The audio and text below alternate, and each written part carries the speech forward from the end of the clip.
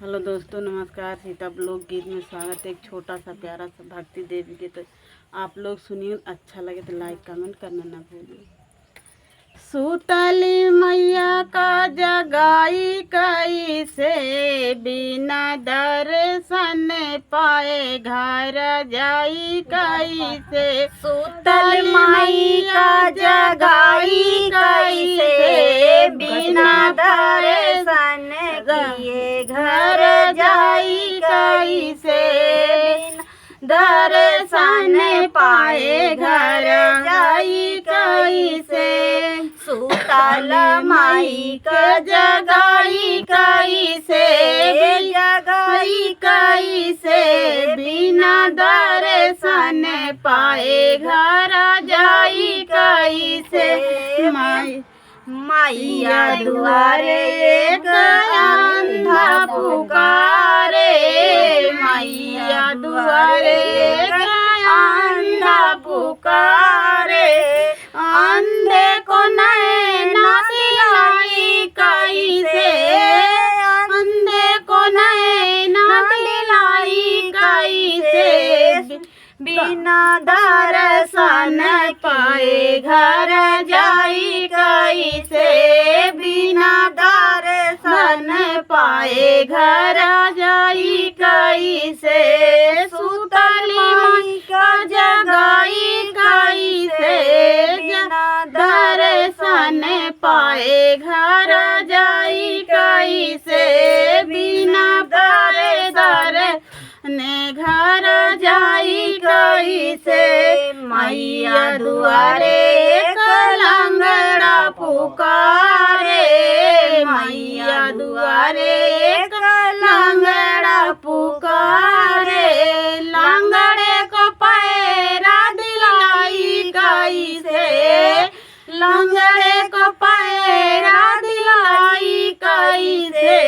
बिना दर्शन पाए घर जाई कैसे।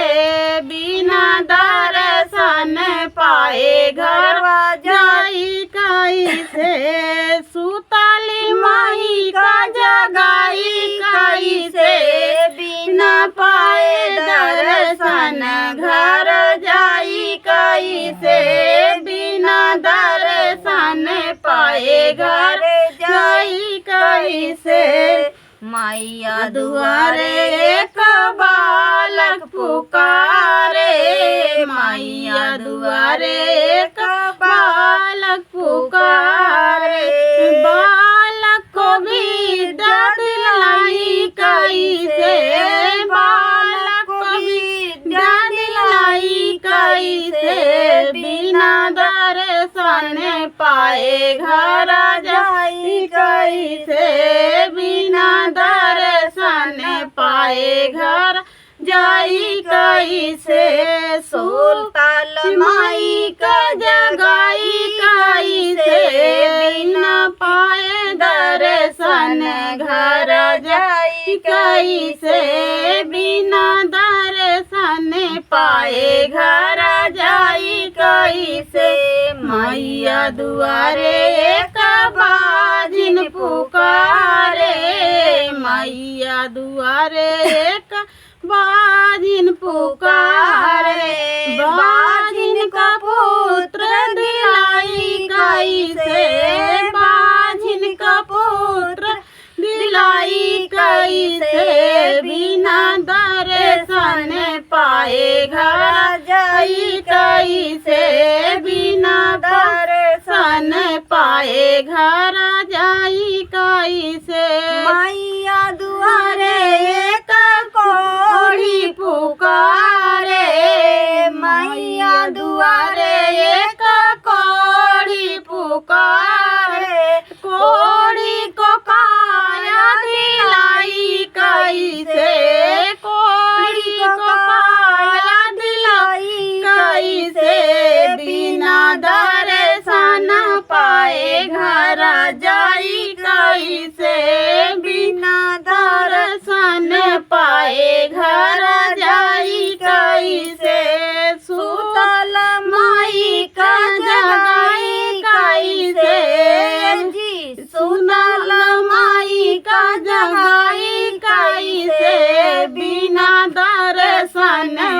पाए घर जाई कैसे बिना दर्शन पाए घर जाई कैसे।